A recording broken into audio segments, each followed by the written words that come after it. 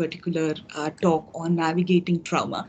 And thanks to Dr. Shoma Chakravarti prior to me, who gave a fantastic talk on navigating grief.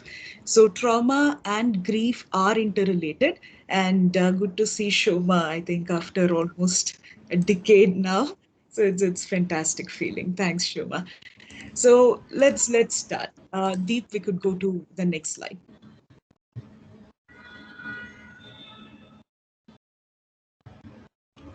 Deep, can the slide be changed?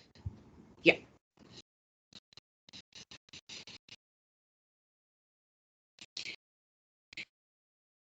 Now, to our emotional reaction to anything that we weren't expecting. Simply put, traumatic response is nothing but our reaction to something that we were not expecting. Now, broadly, we could understand trauma as adaptive trauma and pathological trauma. Now, look at these two concepts. Adaptive trauma simply means the more we recollect something, a memory that is so painful and something that we are very, very unhappy about, the more we repeat or replay it in our the memory, somehow the intensity of our emotional response to it decreases, and therefore there is one's tolerance to the traumatic content seems to have increased. So let's say 10 days ago, if at all I'm the one to recollect something traumatic that happened, maybe I just couldn't talk about it. Somebody talked to me about something that was upsetting, and then I said, stop talking about it. Whereas today, when people are talking about something that upset me, today I seem to be fine with it. Now, you see how this trauma is now becoming more and more adaptive in nature. On the other hand, pathological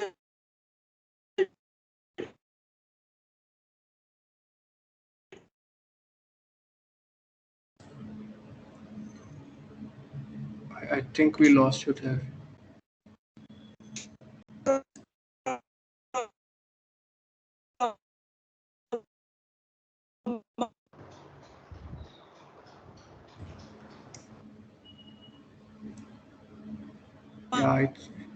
Yeah, we're still having issues. We can't hear you.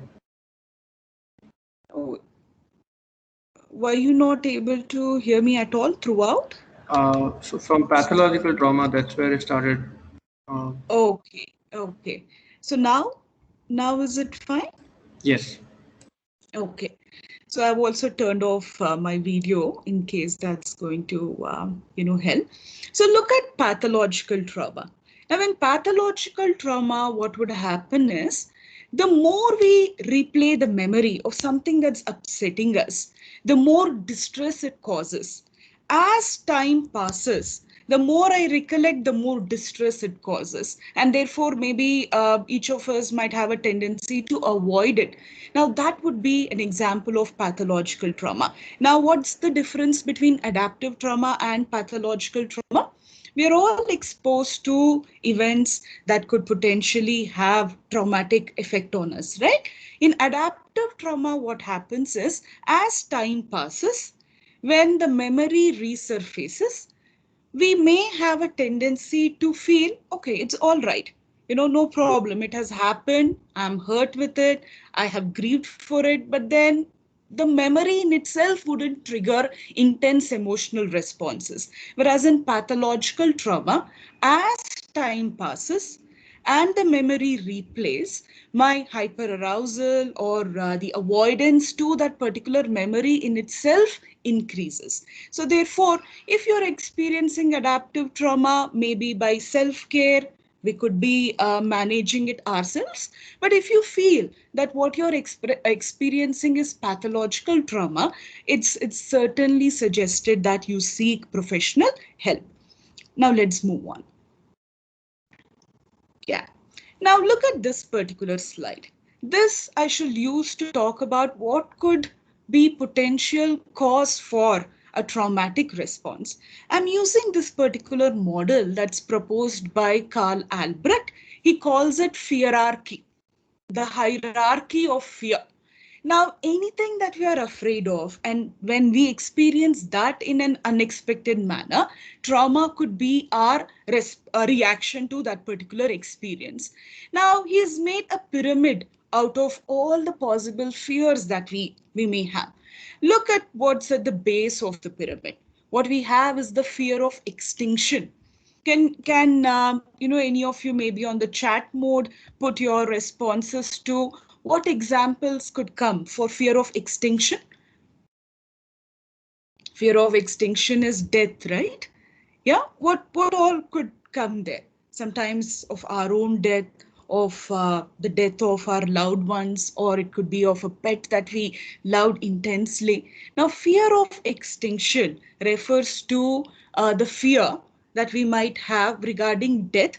Maybe it's imagined death, or if something is wrong, maybe somebody's health is affected. The fear of death in itself constitutes fear of extinction. And then what we have is fear of mutilation. What is mutilation? Sometimes in this emotional distress helpline that we had, sometimes people would call us and then they were, talking about how death is one thing, but then to get admitted in hospital, you remember all the images of the black fungus and all of that. Now, fear of mutilation is something that could affect our body. It's not in the form of death, but then, hospitalization, some damage to our body can also evoke fear, right? And then, God forbid, when that happens, our response could be that of trauma. Now, I think Almus is telling examples of fear of extinction, death due to natural disaster, climate change, all of that would constitute fear of extinction, which is at the base of the pyramid. And then what we have is the fear of mutilation, some bodily damage. Then what we have is fear of losing autonomy. Can, you all give examples of fear of losing autonomy? What are some of our fears that could be pertaining to losing autonomy? Autonomy is freedom.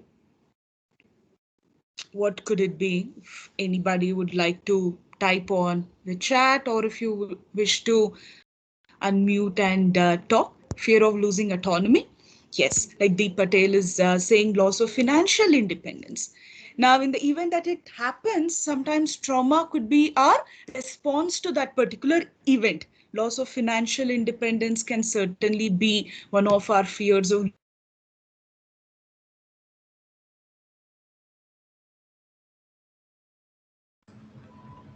I think we can't hear you again.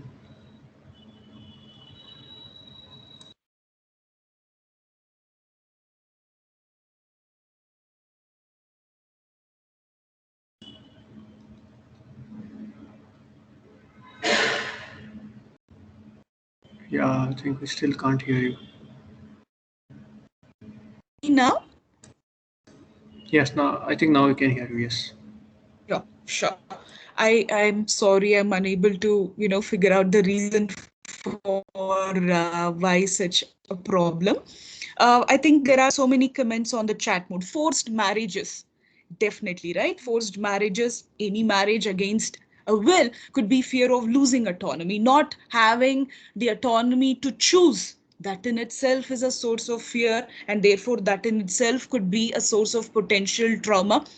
Now, Shashank says fear of parents divorcing, and then taking me the back home. Look at that. Parents divorcing could also be something that's outside of our control. So therefore, that also could constitute fear of losing autonomy. Now, therefore, I want you to understand all these fears and then also understand how these all could be sources of potential trauma. Then what we have is the fear of separation. Now, fear of separation could be from our dear ones, or fear of separation could also be, let's say, a value that you're holding on very, very dearly. Now, a fear that what if one fine day I forget these values? That's also fear of separating ourselves from the values that we hold, very dear. Fear of separation need not only be with respect to people, it could also be from our dreams, it could also be from our the values all of that could also be fear of separation. And then the most important thing, sometimes we forget about this when we are discussing trauma, which is fear of ego death. What do you think ego death could be? We just spoke about fear of extinction as fear of death. As human beings, we are afraid of death, our own selves, of our dear ones. But what could be the example of fear of ego death? Humiliation, right? Humiliation is an example of fear of ego death. Or you had decided that in the year 2020 you would achieve a certain thing, and then because of the COVID, all our plans just went haywire. That can also be an example of ego death, because we had planned that, okay, I'm going to achieve this, and then suddenly all our plans just got disrupted. So the moment there is any, concern with our plans, something that it was an egoistic act that, okay, I have planned, I am capable, and then we weren't able to fulfill that. Now that can also cause fear of ego death. Any examples of ego death? The way you gave examples for fear of losing autonomy, fear of separation, what could cause ego death? A friend who was talking to you, you thought she or he is your best friend, and then suddenly stopped talking. Or you thought, okay, this is the person that I am dating, and you've planned your life, and then there is a breakup.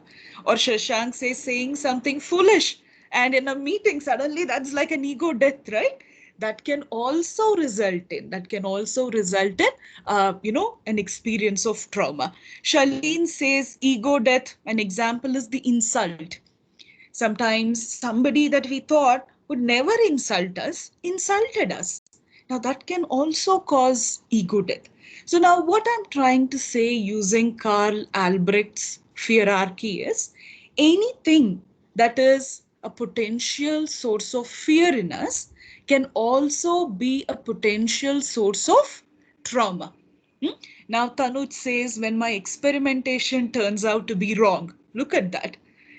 Sometimes they say, right, we fall in love with our hypothesis. That shouldn't happen. But sometimes that which you thought is going to be the correct one, turned out to be wrong. That can also be a fear of ego death. Yeah.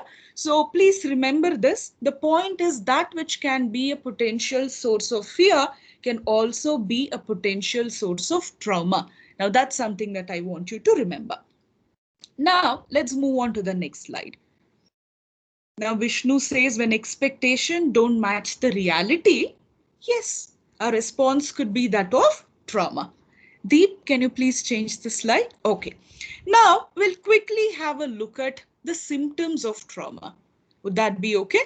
I won't spend, much time here, but then it's important that we are aware of the symptoms of trauma so that if need be, we can give ourselves the necessary support and also seek help from mental health professionals if need be, because the fundamental step towards taking care of your mental health is acknowledging if at all there is something that's problematic, right? So therefore let us be aware of the symptoms.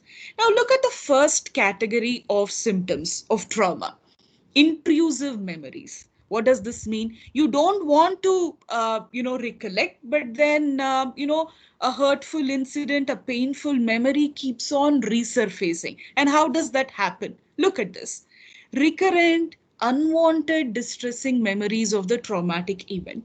Like I said, you don't want it, but then it keeps resurfacing, and it's also recurrent in nature. Now, it can also be in the form of reliving the traumatic event as if it were happening again. We know that that particular incident took place long time back, but then the way these flashbacks come back, it's as if it's happening now. So therefore, this could also be an example of how intrusive memories play out in in case of trauma.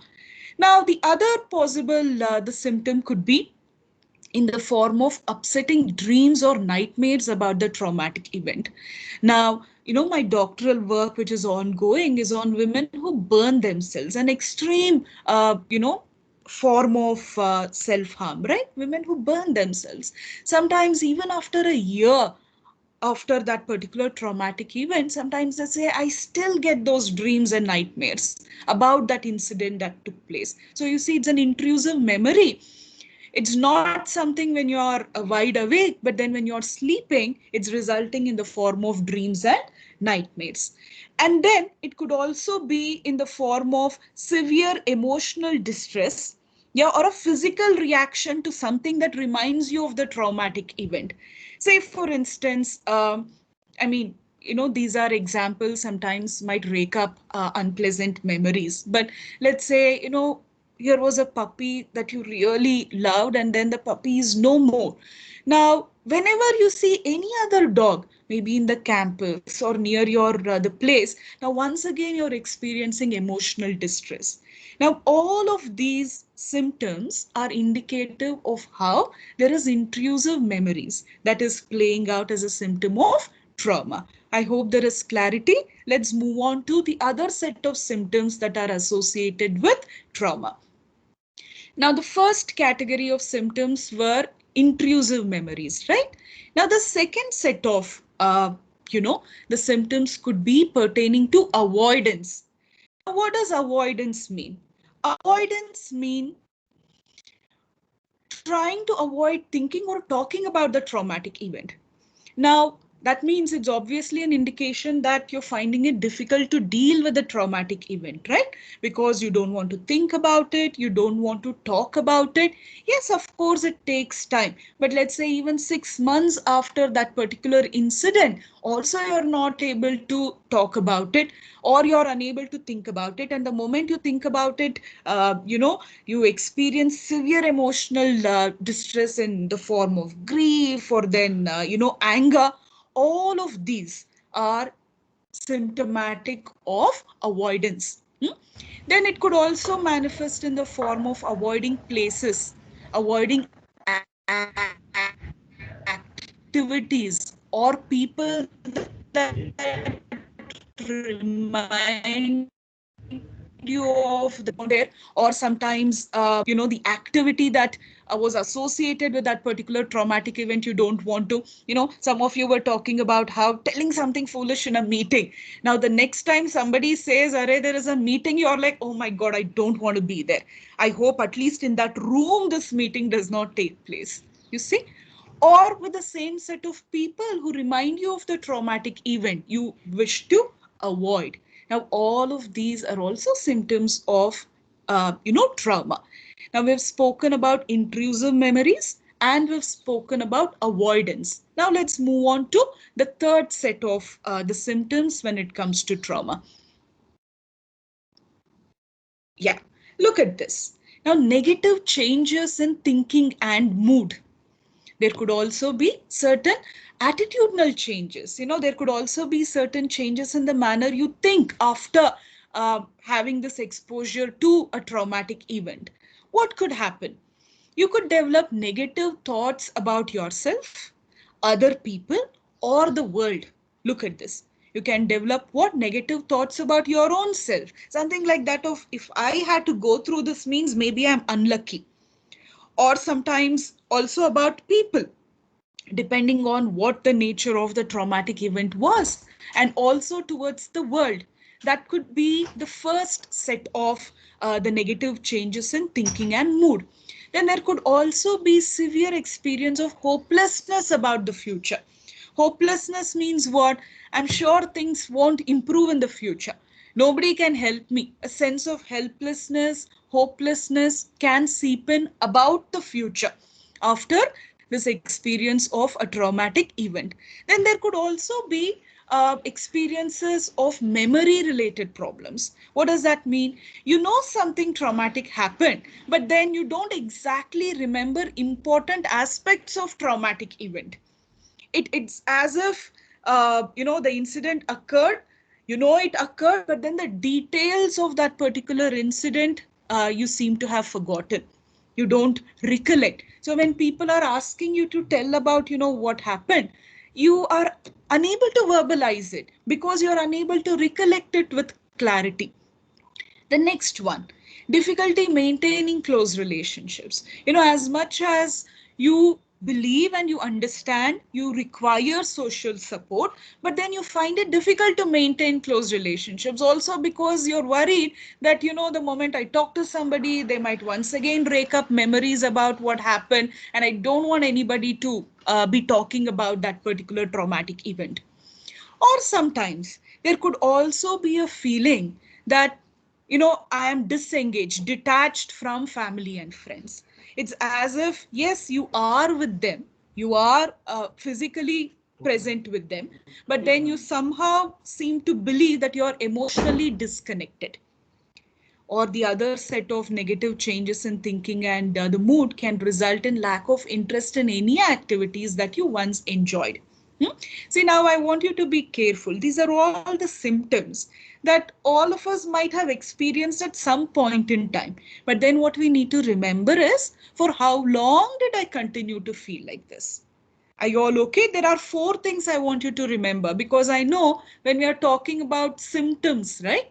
Everything seems to be at times related to what we are going through. But I want you to remember 4 aspects. Ask yourself, how long have I been experiencing this?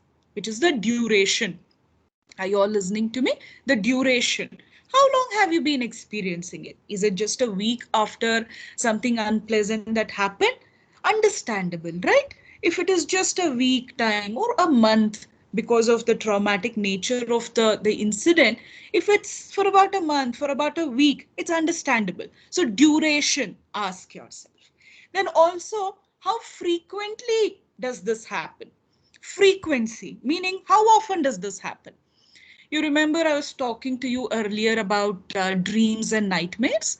Sometimes, okay, once it happened or twice it happened in a 1 month period. Now that means the frequency of the symptom is not very, very high. No? Hmm? And then also ask yourself, what's the intensity? Say, for instance, the lack of interest in activities you once enjoyed. I'm talking about this, right? Sometimes, let's say you're tired. You're tired working on the assignment or working on the project. Because you're tired, what interested you before, maybe it's not interesting you anymore because you're tired. But then what if the 6 months also you're not feeling interested towards the activities that you once enjoyed? That means the intensity of this particular symptom is severe, right? And also ask yourself, what's the degree of dysfunctionality it's causing? Sometimes, let's say, once in a while you feel like not being with your friends and family because you want your me time. You just want to spend some time all by yourself. Now, that's understandable, because you want to maybe rejuvenate and therefore you're taking some time off. On the other hand, there might be certain times when the very thought of being with family and friends in itself is causing distress. Are you all able to, understand what I'm saying? Then there is a degree of dysfunctionality that's coming in, no? So therefore, remember these 4 criteria.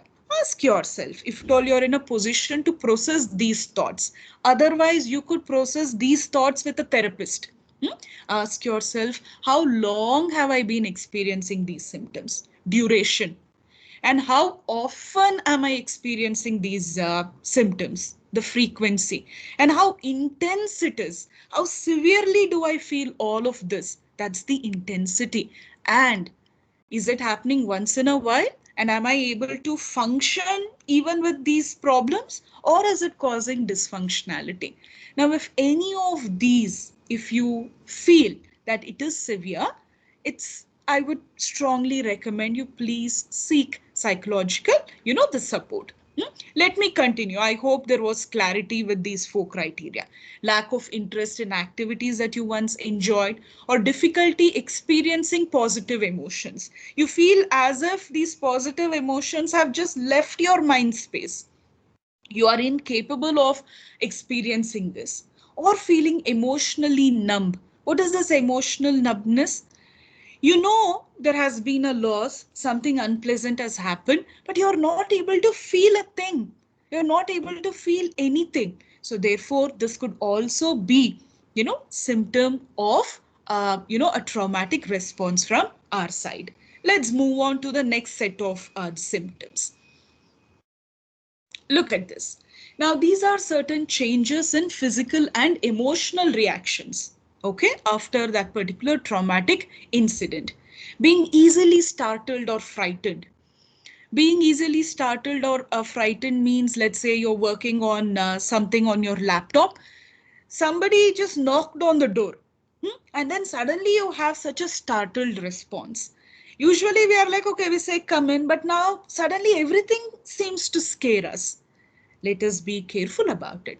Always being on guard for danger. This could also be one of the changes in your physical and emotional reaction, right?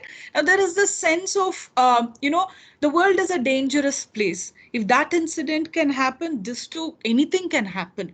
So, always being on guard, wanting to be careful. Or sometimes it could also result in self-destructive behavior. Maybe used to smoke and now you're smoking even more than before. And it's the same even with alcohol. Or there could also be recklessness. Something traumatic happened, that has happened, I have survived, and now what? I'm not worried about anything. Recklessness. That could be in terms of driving too fast. See, I'm aware of some people, the self-destructive behavior in the context of COVID times can also be knowing that there is a risk of infection if you don't use mask, and yet thinking that that's fine. What a big deal. Something already unpleasant has happened. Now what should I save myself for? All of these reckless behaviors can also be considered as symptoms of trauma, or trouble falling asleep or staying asleep, trouble concentrating, irritability, anger, aggressive behavior, or overwhelming guilt or shame. Sometimes it could also be this guilt that, okay, in the case of, losing someone, they are no more and I survived. That could also be what's known as the survivor's guilt. Now, all of these are different symptoms of trauma. Now, I don't want you to start worrying about these symptoms if at all we've experienced it once in a while. But please remember those 4 criteria. No, for how long? Now, if you think you've experienced it for too long, I'm not even talking about the clinical, the diagnostic criteria. No, that's for the mental health professionals. But for all of us, if your subjective perception is that I'm experiencing these symptoms for quite some time, or if you feel that these symptoms are really intense and I am not able to manage it, or if you feel, yes, I'm experiencing this so often and it is causing a degree of dysfunctionality, that means it's time to take care. How do you wish to take care? Maybe sometimes through the support of your family and friends, or sometimes also in terms of professional care. I hope there is clarity so far. We've spoken about 2 aspects of trauma, right? Adaptive trauma, pathological trauma. And then I explained to you what is the hierarchy, the hierarchy of fear. If those are the sources of fear, they can also be the source of trauma. And then I have spoken to you all about the symptoms of trauma under 4 different clusters. Yeah, let's move on to the next subtopic. Now look at this. I am trying to explain various approaches to dealing with trauma using certain metaphors.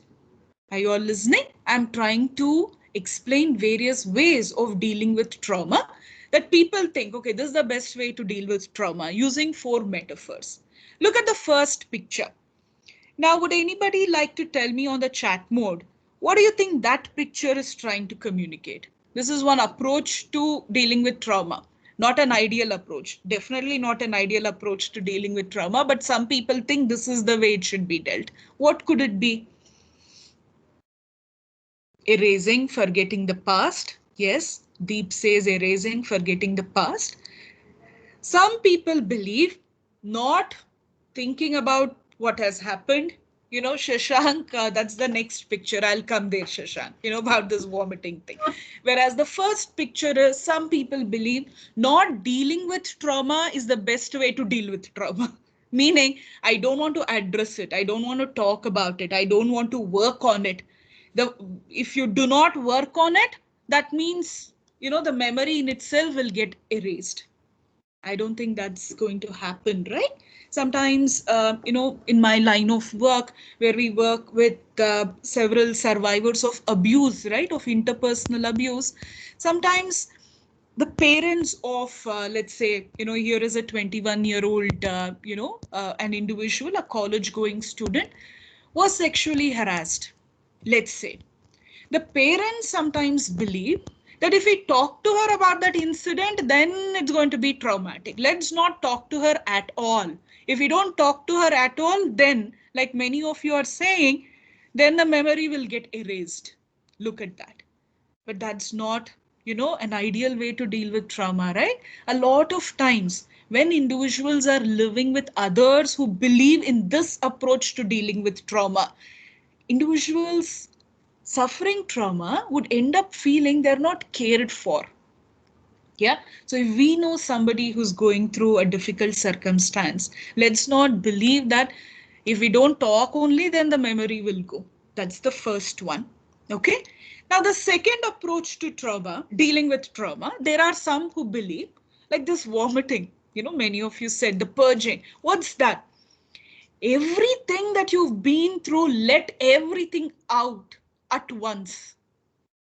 Letting out all the memory at once. I think Aditya is mentioning that. Now, sometimes that can also be re-traumatizing.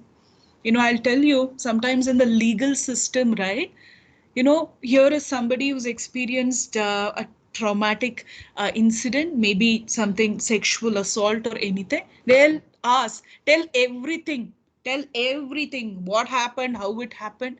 Now, for this person who's been through something so traumatic, telling everything at once, like that particular image says, letting everything out at once, may also not be very, very ideal, because for some, that in itself could re-traumatize. Are you all okay with this? Yeah. Now, the third metaphor. Let's move on deep. Look at this. What do you think I'm trying to tell using this image? What do you think I'm trying to say with this image? You see those reels and all that, those films and all that. No, what is it? Building a narrative to understand, projecting, okay? Pranjal, I'll come to your question. Now you see this. This is when a person is traumatized, right? Asking a person to tell, look at these lines, tell exactly what happened from the beginning. Like a movie or anything that we watch has a beginning and it has an ending and it is linear. Usually films are linear unless it is some Quentin Tarantino movies or something. Usually the narrative is linear. But when a person is traumatized, right, this linearity of memory is what is disrupted. Sometimes you may not be able to say what happened exactly in the beginning. Now, what I'm also requesting all of us is, if at all we've been through something traumatic, right? Forcing yourself to recollect everything in a linear manner. This is what happened first, then this is what happened, this happened, this happened. Many of us might be coming from families where there was a lot of physical abuse. Yes, we are functioning, but then we still carry those hurtful memories of our childhood. And then if we force ourselves to tell, why exactly did my father hit me that day? Why was my mother yelling at me that day? Sometimes you may not be able to recollect, because when we are traumatized to whatever degree that is, the memory, it won't be in a sequential the form. It's all jumbled up. So let us also not be harsh on our own self. And if we know somebody who's been through this, let's not ask this question of, tell me exactly how it happened, tell me how it began, how it progressed. They may not be able to recollect it and also verbalize it. Is everyone okay with this? Let's move on to the fourth approach. Look at this approach. What do you think I'm trying to communicate using these wardrobe metaphor? What could this be? The first wardrobe, you see, it's messy. Nothing is folded very well. Whereas in the second one, it's all folded fine. What do you think is happening? What am I trying to communicate? Trying to sort out memories?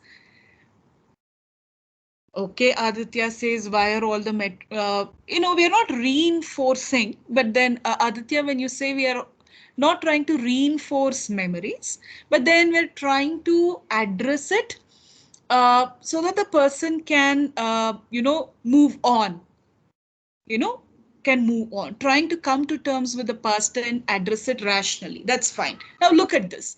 Why this wardrobe metaphor is better? It's because, and maybe it also connects to what Aditya was asking, which is there is no hard and fast rule that the first rack is what we need to be addressing first, isn't it? So let's say when we look at all the memories that have disturbed us, we might feel that, okay, that fourth rack memory is something that today I'm feeling like addressing and moving on. Then maybe we can clean that first, and then maybe we could save that first track for another day in itself. So therefore, this particular metaphor is trying to say that we can always address traumatic episodes, not everything at once, and also we can choose to address whatever we want to.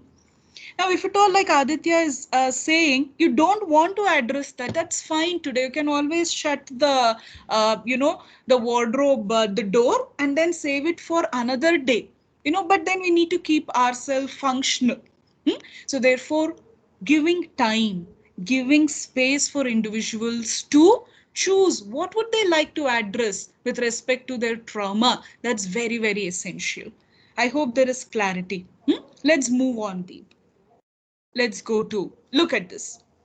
Usually, slowly taking things out of the cupboard, examining them carefully, folding them, putting back in the right place, and it can happen in any order. It need not be, okay, childhood memory is what we need to be addressing first. Not necessary. It could be something that happened recently. That can also be fine.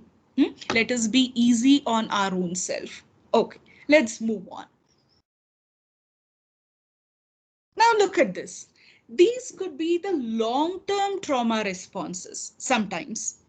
It could also be a result of so many other things. It need not always be a response of trauma itself. What we are learning in this context, I'm talking about trauma responses in these 4 categories, but it could also be a result of so many other, the factors. Some of us might have a flight response. Flight response means what? Running away from that particular experience. And how could we be doing that? By becoming workaholics, by becoming overthinkers. Not about that, but then everything else we are overthinking. Anxiety, panic, OCD. See, sometimes what could happen is, because we couldn't have control over that particular traumatic incident, now we may seek some control over everything and anything. And therefore, it could be coming in the form of obsessively, compulsively wanting everything in an order as a defense. Sometimes difficulty sitting still also, because you just want to run away from that particular memory, or and figuratively running away from that particular incident. Or sometimes we might also come across as being perfectionists, because as I said, that which happened was not in our control. So now wanting everything under control by being a perfectionist. So when these are our traumatic responses, we could understand that maybe the kind of response that I'm having is to flight. Flight means what? To run away, to escape from the memory, and figuratively from that particular traumatic incident. And then we might also have a fight response. Fight response is fighting with that particular memory, fighting with that particular, figuratively with that incident that took place. How? Anger outbursts. Not knowing what's the trigger, but then there is an outburst. Wanting to control everything, even people in our life. Becoming a bully. Being a bully is to fight, right? Becoming a bully somehow creates that illusionary sense of, a power. Or becoming narcissistic, explosive behavior. Explosive behavior means you come across as being cool as a cucumber, And somebody tells something and suddenly like that spring, right? Suppressed and now suddenly, it's exploding. Anger maybe through. All of these are fight responses. Now, like I said, we are discussing this in the context of trauma responses, but all of this could also be due to certain other circumstances also. Sometimes we may also have freeze response. Freeze, meaning what? Unable to move, unable to move on. If flight was running away, freeze is just not able to move on. What could be certain responses? Difficulty making decisions. Sitting on a decision for years sometimes, feeling stuck. Dissociation means feeling as if we are out of our own body. There's that sense of numbness. All of this is freeze response. Okay. But now there is also research on another category of trauma response called fawn response. Sometimes because of the kind of maybe abusive experiences that we've had, sometimes we may end up being people pleasers, yes sayers, okay, lack of identity, not knowing who am I, or no boundaries at all, wanting to be good with everyone, and therefore you're so accommodative of anything and everything, and then you're coming across as being submissive or feeling overwhelmed or codependent. Codependent means every little decision that you want to make, you're depending on somebody else. Now, these are the different categories of trauma responses. So let us be aware of it. And in case you're finding it difficult to process and work on yourself because of any of these concerns, please, there is, the greatest of strength is seeking help, right? Please seek help. Yeah, I hope there is clarity. 4 broad categories of trauma response: flight, fight, freeze, and fawn. Okay, let's move on. Okay. Now, I think even, Shoma, Dr. Shoma was also talking about certain narrative practices. Now, this is something that I request you to think about, provided you feel you're in that emotional space to process your thoughts. But if at all you're not able to do it by yourself, that's fine. You can always do this with your mental health professional. Look at this. This is based on the work of Angel Yuan. Yeah, what she's telling is, when something traumatic happens, we usually focus so much on the effects of trauma, right? It's like something traumatic happened and we are like, I was not able to sleep and I could not even talk to anybody for, several days. We usually focus on the effect of trauma.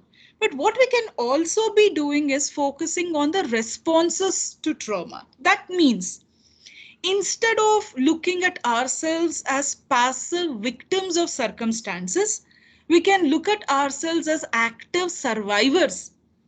See, whenever something has happened, we would have done something in that moment. No, that means we have responded. Are you all okay? Yes, something happened.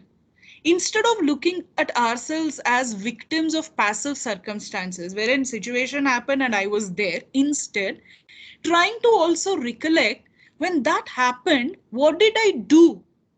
And here in response-based narrative practice, the assumption is whatever we did in that particular moment, we did our level best to survive.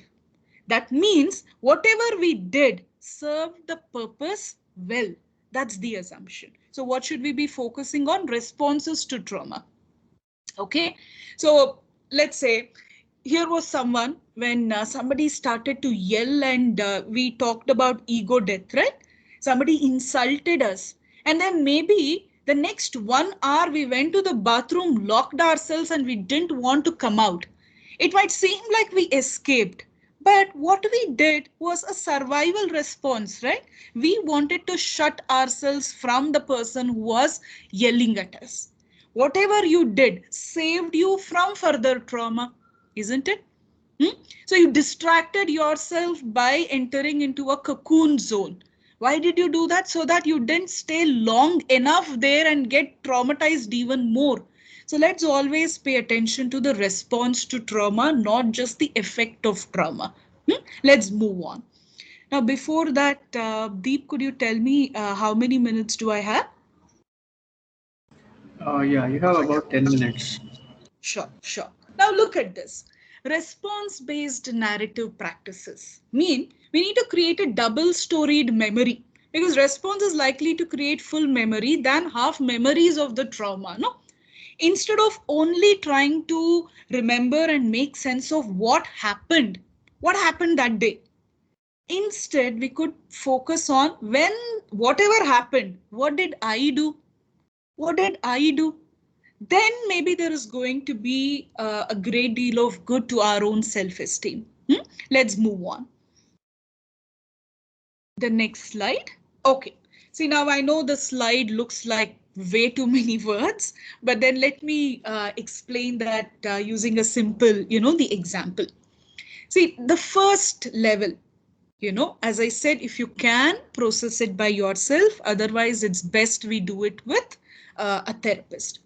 In level 1, let's discover our responses and actions. How? By asking ourselves, what did I do when I got scared that day? Or how did I comfort myself after that person hit me? After the abuse, what did I do? That helped lessen the impact. Sometimes during breakups, it could be so traumatic, right? You weren't expecting and then it happened. Fine. Instead of focusing on the breakup alone, what did you do immediately after that? Maybe you cried your heart out. That's fine, but that was still a therapeutic response from your side. So the first step is let's discover our responses and actions when that traumatic event occurred. Okay? In the next level, let us ask ourselves, whatever I did that day, how did I learn to do that? Is there a name to that particular behavior in terms of a skill? I'll give one example. There's this, the lady who was a victim of intimate partner violence, lived in denial for several months. She was dating someone, and I've also seen this with men, she was dating someone, and then every day was terrible. Every day was an experience of trauma because it was unexpected. You couldn't expect what this man would do. Now, I remember taking her through this journey. I asked her, okay, every time he hits you, every time he yells at you and you don't know the reason, what do you do? You know what she would do? She told me she would get back and she couldn't write anything because she wouldn't, focus. So she would scratch, on her diary, taking the pen, right? She would do, she would just scratch, on the paper. That's fine. Now, at this level, it does not seem like what a coping mechanism, but then eventually. So what would she do? Her response was she would scratch. Okay, scratch every time for 10 minutes. It's like taking all her frustration out. Okay. Now, the second level, what am I asking her? Okay, how did you learn to do this? Is there a name that you would like to give it to your response? I remember she told, I don't know what I'm doing. I'm simply scratching because otherwise I feel like, harming myself. So I'm scratching. Fine. You're scratching. But what is the name that you would like to give to it? Nothing, ma'am. I'm trying to only distract myself. Okay. It's still a better word, right? She going and scratching is her way of distracting herself. Okay. Now at the third level, I'm asking, now a person who is getting abused, even in that situation, you realized distracting yourself is good. What does that tell us about you as a person? You're abused, and then you're coming and scratching as a method to distract yourself. And also you're getting away from that particular person. What does that tell you about the kind of person you are? And she's like, what does it tell? I don't know. Maybe once in a while I'm smart enough to just get out. Okay. So you're telling me that you consider yourself to be smart enough to distract yourself from the repercussions of abuse? Yeah, if you say so, fine. What else does it tell? And how long has this been happening? It's happening for the last 6 months. And you still want to save yourself? What does that tell? Maybe I love myself. Good, right? From being seen as a victim of abuse to, in that narrative practice, we've reached a place where she's telling, yeah, my being smart, I'm distracting myself. Maybe I love myself. You see the change in the narrative? And in the fourth level, we will ask, if I am that person who can distract myself after being abused, that means I'm smart and I love myself to take care after being abused. Where else can I start using this particular skill? How else can I start using this particular skill? Then you see, slowly after realizing the strength that we have, which is I'm smart and I also love myself, she is beginning to explore other ways that she could empower herself. If you love yourself well enough to take care of yourself for 6 months and you're smart enough to distract yourself, what else could you be doing? I can always get out of this relationship. Fine, then let's work on it. I hope there is clarity. Maybe I can also send across documents for you to process it. Yeah. But then you see, instead of looking at ourselves as the victim of circumstance, what did we do? I responded and therefore I've survived. Can I use this spirit to also thrive? Possible.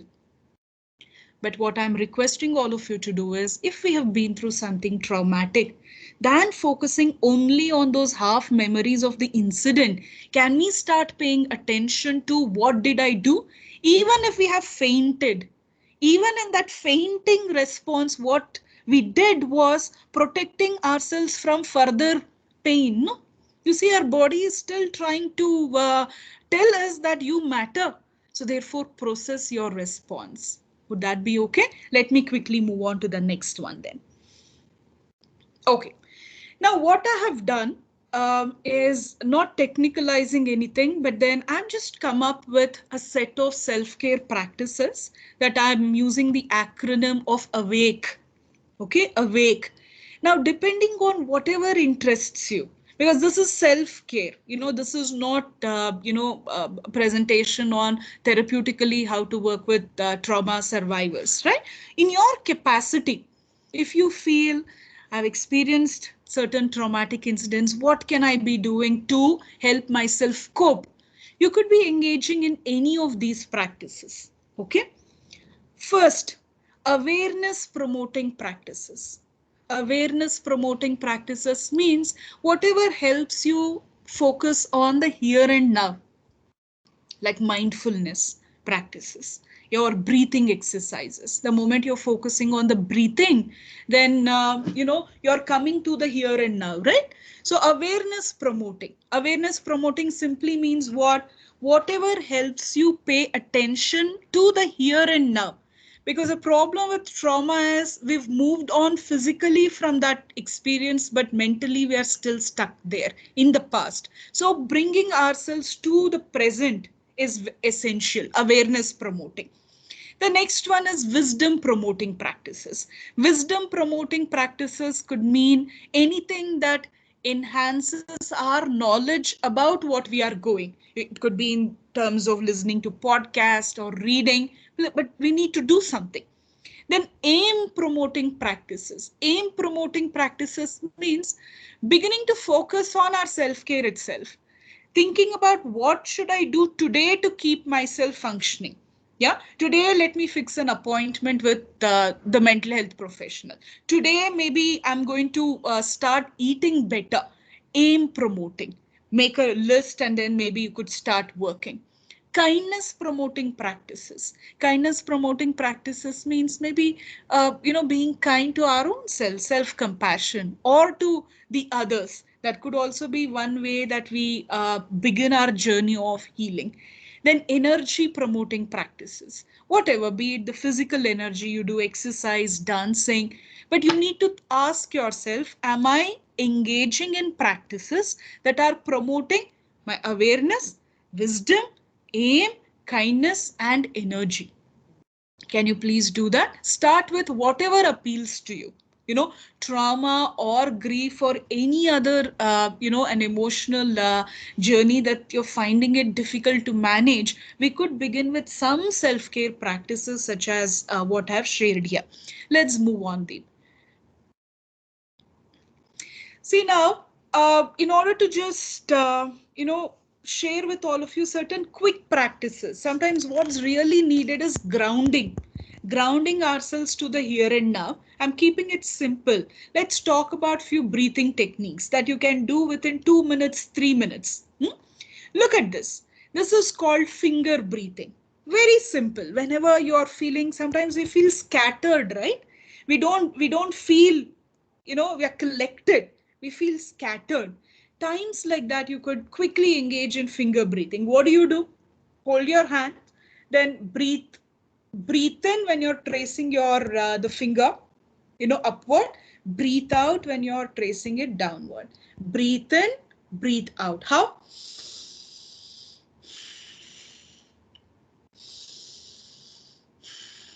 Usually, it brings in a sense of, okay, I'm in the present. Maybe you can do it 2 or 3 times. Yeah, but please practice finger breathing. The next one. Yeah, can we move on? The next one is star breathing. Sometimes we say, okay, do this with children, but adults too require grounding, right? So star breathing is very similar to finger breathing, wherein you draw a star maybe on the book. See, I have on the first page of every book that I buy, the written journal sort of a thing, I draw a star and keep it. What do? You trace it.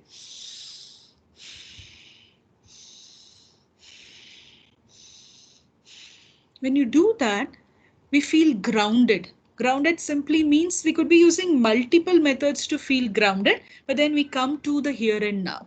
Okay, it could be 2 minutes practice, 3 minutes practice, but a great way to stay in the here and now. Okay, the next one, wave breathing. Very simple. All that you need to do is close your ears. Yeah.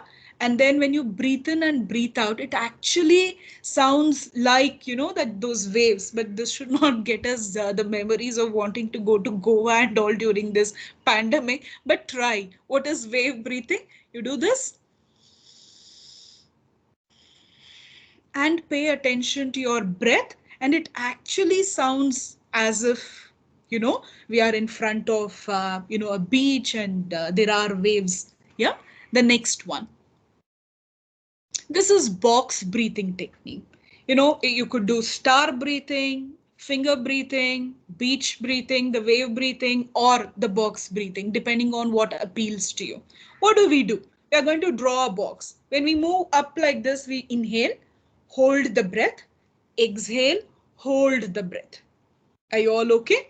Inhale, hold the breath, exhale, hold the breath. You could also do what's known as box breathing. Why am I speaking about this? This is as an attempt to ground ourselves to the here and now. Deep, let's move on. Okay. This is something that I usually ask my clients in counseling to do, which is the self-certificate of appreciation. For somebody who's experienced something traumatic and your daily struggles, right? Yeah. So look at the self-certificate. This is our way of telling, I acknowledge my personal journey. I know what I have done to cope with it. So what do? Maybe you can take a printout of this. What do? Look at those lines. This is to confirm that. Let's say I'm going through it. This is to confirm that I, Ashwini and me, have experienced many challenges in life. Despite that, I have successfully managed to reach this far. Maybe I have not overcome that in entirety, but I've managed to reach this far. I attribute the following qualities, skills, attitudes that were already there in me for this success. You make a list.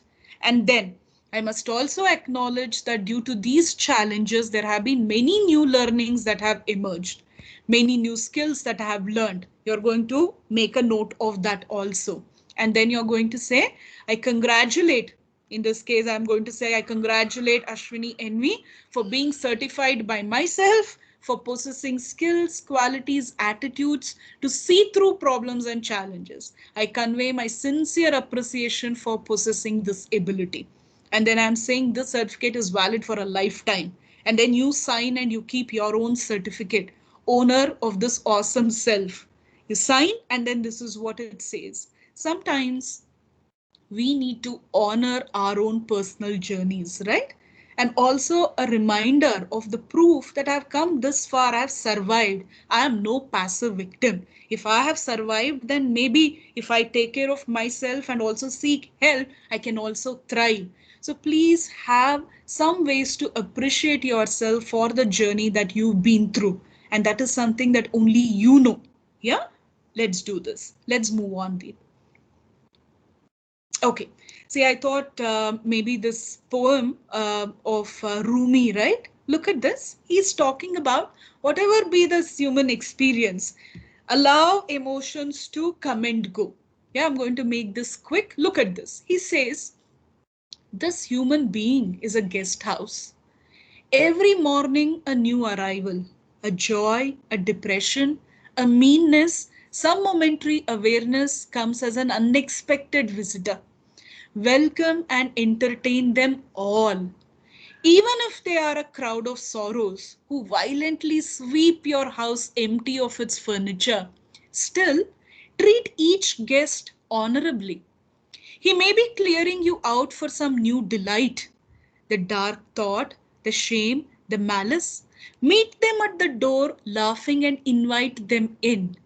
Be grateful for whatever comes because each has sent as a guide from beyond. I know easier said than coming to our experiential realities, right? What he's telling is savor any unpleasant emotion also. Yeah, this is what happens in acceptance and commitment therapy. What they say is, you didn't give rise to depression. Depression came to you.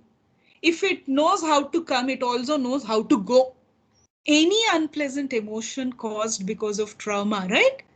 Let it come. If it knows to come, it also knows to go. Don't look at yourself as, the creator of these unpleasant emotions. Look at it as you're a mere container of it. You can contain means you can also pour it out, or it might just get evaporated all by itself. So therefore, sometimes let's not develop unpleasant emotions towards the unpleasant emotions that we have. Sometimes we are angry about our trauma. We are angry about our grief. Now that's only going to make it even worse, right? So therefore, let us accept, these unpleasant emotions. They have come. We will do what's needed to take care of ourselves, and maybe sooner they would also leave us. Yeah, that's the overall aim of communicating this. Quickly, let's move on. I think there's already, I've taken more time. Deep, can you please quickly? Okay. So now this is, maybe with this I'm going to end, okay? This is something that you could do if at all the trauma that you're experiencing, something that's very, very unpleasant that has happened is because of a person. Now, I'm not suggesting all of you do this. No, maybe a person has dealt with us in a manner that we have a trauma response. That means we're unable to forgive that person, right? If possible, let us think from that person's perspective. This is only when you are ready. Somebody has hurt us, you know, uh, and this is given by Worthington. Look at this. He says, think about 5 P's from that person's perspective. If that person behaved in a particular manner that you were really, really hurt, think about that person's pressure. I'll tell you. One teenager had this concern that the mother, right, was physically being very abusive, very, very abusive towards this teenager. Now, I remember doing this particular exercise and I asked him, this teenager, to think about, okay, mother hits you and it must be very painful. Can you think of, what pressures that person was in to be physically abusive towards you? And now this teenager is like, I don't want to think. I'm like, okay, you don't want to think today? That's fine. But whenever you're ready And he's like, okay, fine, I'll get it done. And then I asked, okay, when is your mother hitting you? I don't know, she hits me all the time. And then I remember asking, but she's not here. See, she's not hitting you now. Recollect, there might be days that she hits you more. There might be days she hits you less. Recollect. That the boy recollected and he says, okay, now I understand. My mother hits me the day after my father comes home drunk and troubles her. You see, now what did we do? Here, the child is processing his memories with his mother by also trying to understand what pressure that she was under to be behaving like that with him. Then we talked about the past of her mother. Her mother was an orphan, didn't have the parents, was brought up in an environment which was very, very toxic. And then we are talking about how is her pressure and her past affecting her personality. She is hostile, she is aggressive, that's her personality, but in what way her past might have contributed. Now he's thinking, yes, she too had a traumatic memory. I know. Okay. Now, fourth one. Did you in any way provoke her? I know it's difficult. Don't get angry towards me, but was there anything that you did that provoked her? I also yell at her. Okay. Plan. What does plan means? Was this the original intention of the person to harm you, or was that a plan gone wrong?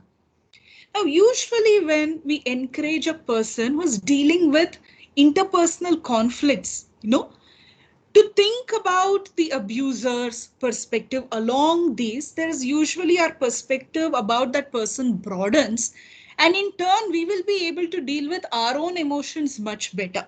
So see if this is something that you wish to do. I'm not recommending to all, but then if possible, please do.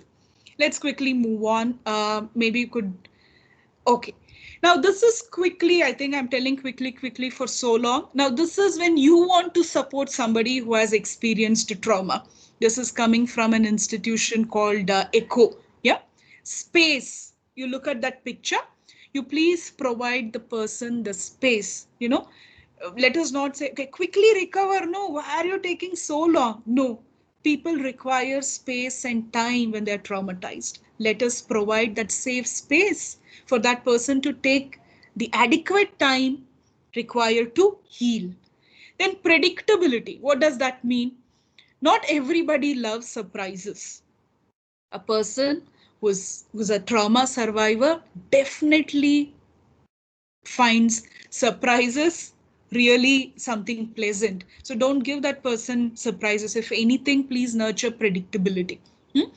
Then perspective. Perspective means, be aware when past is intruding in the present. Meaning, you need to understand that when you are dealing with a trauma survivor, that person's past is intruding with the present. So it's difficult for that person to be in the present. Let us have that awareness while supporting a trauma survivor. Then recalibration. It means let us not overreact or tell them, hey, you're overreacting, that incident happened. No, stop being oversensitive. Now, these are words we need to remove from our vocabulary when we are supporting somebody experiencing trauma. And if you have these thoughts about your own trauma, let us also not be like this. No, be gentle on your own self. Then attribution. What it means is, let us not try and attribute, that maybe what you're going through is because you're a sensitive person. Maybe your upbringing was like that. No. Instead, what you're going through is because of one thing, which is you are traumatized. That's it. Okay, let's not try and attribute something and all, my karma, or I don't know what I have done, therefore like this, I'm not lucky. None of that. You're traumatized, therefore you're experiencing these symptoms. Support. Let us provide that support. Let us always give choice to the person who is going through this. Choice in terms of what would you like to do? And also let us believe in this concept of reciprocity, right? please be with that person the way you want others to be with you in case you were going through this. This in summary, I'm talking about how can you be there for others, but you can also apply similar concepts to your own self in case you're experiencing symptoms of trauma. I think this is the end of what I had to say. So the only thing that I wish to say is, if possible, take care all by yourself by, following that awake practices. Remember awake practices, awareness promoting practices, then wisdom promoting practices, aim promoting practices, kindness promoting practices, and energy promoting practices. If possible, fine. But if not, please, seek help. And that would be one of, the best things that you could do to take charge of your life once again. So all the very best to all of you. And thanks for having me over. Thank you. Thank you for the wonderful talk. We have overshot about 15 minutes, so I think I'll be able to, maybe we can take a couple of questions if you don't mind. Yes, sir. Please. Okay. So the first question is, when a physical touch makes your partner triggered with a previous physical touch trauma and the person's trauma response is freeze and dissociation with you, what can you do as a partner to make her comfortable and help her with this freeze response? See, now the idea is, if this is what's happening, then we really need to explore, any other past traumatic incidents that is associated with touch, right? See, one of the best things that you could do is build emotional intimacy with the person so that it paves way for the sexual intimacy. So what could you do is definitely help her process what's happening. But then seeking couples therapy can certainly be an option. But the other pathway could be that you nurture emotional intimacy with the partner so that leads to a sexual, the intimacy where both the partners are feeling safe, in that particular, the safe, the atmosphere. I think it's very needed. Next question. It might be a stranger question, but I feel unable to cry. I know that crying stuff out would feel so much better, but just end up being unable to. It just stays inside, unprocessed on the back burner, burning me every now and then. What do? I do not understand. See, now the idea is we need to also look at it in the context of, what you say, our socio-cultural context, right? Sometimes we are made to believe that crying is, something that's associated with weakness. Maybe all our lives we have been trained to, believe that if you cry, that means you're not strong enough. See if those socio-cultural influences are playing a role, or otherwise, if something has been traumatic, this could also be a sort of a freeze response, right? Wherein you're not able to react. But also ask yourself, are you reacting in any other manner? Is there any other way you're expressing your emotions? Or would you feel fine only if you have to cry? And if you're not able to cry, I would strongly recommend, please process this with a mental health professional. It's needed. But also figure out, is there any other way of the expression that's going to calm you? Sometimes it could also be in the form of, an expressive therapeutic modality, maybe a dance or something, whatever be it. But then maybe you need to also try multiple things and figure out how is that going to make you feel. But if you are convinced that crying is what is going to make me feel relieved and you're not able to do that, I would strongly recommend, please process that with, a therapist if possible, and make that happen. I have ADHD and I find it really hard to understand if my inability to focus or general executive dysfunction comes from the silly ADHD thing or if it is something from back then. See, now this would require, diagnosis. I understand one of the symptoms of, trauma is not being able to focus and concentrate on something that we want to. Like I said, ask yourself what's been the duration, for how long this is happening. How were you when you were a child? And is this an outcome of a traumatic incident, or has it generally been like this? So duration and also the frequency, right? Is it sometimes it happens, Or is it the same across all situations? Sometimes, that which I'm not interested to study, or that which I don't want to do, I might not want to focus, but then maybe other things I'm able to focus. So therefore, ADHD usually across all aspects we might have difficulty focusing. So those are some of the things that needs diagnostic, the evaluation. But from my side, I would, request you to think from those 4 criteria, right? How long has it been happening? How often does it happen? How intensely are you not able to focus? And also, what's the extent of the dysfunctionality it's causing in you? But if you're confused whether is it ADHD or is it a trauma symptom, the only way that we can figure out is if we could explore the case in detail, and that requires diagnostic evaluation. Okay, so we have a couple more questions. I think we can still take it. The first one is a relatively long one. It took me 3 months to understand that I have been facing the physical repercussions of what happened in traumatic experiences. I understood that when I was struggling, I was in a survival mode. Okay. When I came to campus, thinking that new place and people will bring a huge change in life and help me take a break, but it resulted in failed expectations with people, sleepless nights, overwhelming guilt, feeling of detachment with family and friends, and anxiety. Now I know that my body has been giving me signals of post-traumatic experiences. What can be done to deal with such post-traumatic experiences?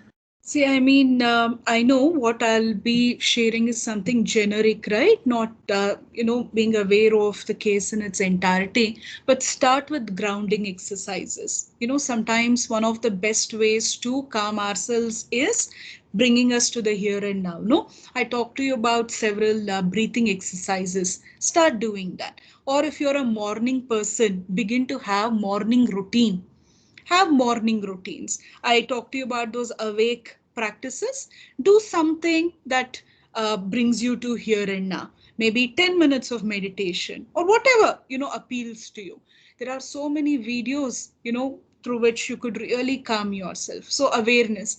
Then you also read up something positive, because right now these are stressful situations, right? Pandemic, we turn on the TV, there are these listings of how many people dead. So have a plan for what would you like to expose yourself to. If you're experiencing traumatic symptoms, then avoid getting re-traumatized by exposing yourself to similar. So that means what we need to have a plan. That means, okay, tomorrow I'll wake up and I'll read this beautiful passage, maybe by Rumi, or maybe you could watch something that's positive, but have a plan. Then also come up with an aim, a focus. Okay, today I'm going to accomplish this. Not in terms of work, but in terms of self-care. Usually something that helps move through the day is instead of just focusing on the to-do list, right? These are all the things I must do. Also have to be list. What is this to be list? As I am working on something, what is this frame of mind that I wish to work from? Let's say you're working on your doctoral thesis. As I'm writing this particular chapter, that is my to-do task. What would I wish to be? I wish to be creative. I wish to be calm. I wish to be collaborative. So give yourself such goals. Start small. I'm sure that's going to snowball into something that's meaningful to your life and the circumstances. Start small. So many people believe you win the morning, you win the day. I know many of us are night, owls, but then, but morning, the way you begin your day has a great impact on the rest of the day. Start something with these practices. I would request that. And if you're unable to cope, then maybe you seek therapy so that, these practices could then be personalized and customized to your needs. That can happen. But start small. But we need to begin. Do that. Intentional practice is needed. Try. Okay, so I think we have run out of time now. So I would like to thank both our speakers, Dr. Shoma and Ms. Ashwini. And to conclude our workshop, I would like to invite Professor Vishwesa to say a few closing remarks. Professor Vishwesa? Hi, can you hear me? Yes. Hi Deep. Thank you very much. And so let me introduce myself. My name is Vishwesha. I'm a faculty member at IISc, and I'm also a member of the IISc Wellness Centre. And I would really like to thank both the speakers for wonderful lectures. And I was there through most part of it, and I personally found it very helpful. And I hope that that's true for many other participants as well. And Dr. Shobha Chakraborty, Dr. Ms. Ashwini, thank you so much again. And I hope that the participants will benefit a lot from these sessions. And I would like to thank Deep from EMPATHS, which is a student group of peers in IISc who conduct various sessions like this, which have been very informative. And once the recording is, when the session is over and the recording is available, with the concept of speakers, we also put them online on our YouTube channel. So participants who are unable to attend can also watch them later. And I would also like to thank Catherine, who is our psychiatric social worker and wellness coordinator on our campus, for sort of organizing and inviting you both and getting everything done. Okay, so with that note, I would like to thank everyone again, and to the participants, I would like to emphasize that IISc Wellness Center has a number of ways you can reach out to meet counselors, therapists. Please visit the website. I know there are, of course, on-campus counselors. We have also people outside IISc who you can visit, and IISc will directly reimburse the costs. Okay. Okay, so please make use of those facilities. Go to the website and find out more details. And if you're not sure, just send an email to the same email address from which you got the intimation for the session today. Okay. With that now, thanks to speakers again, and thanks to the organizers.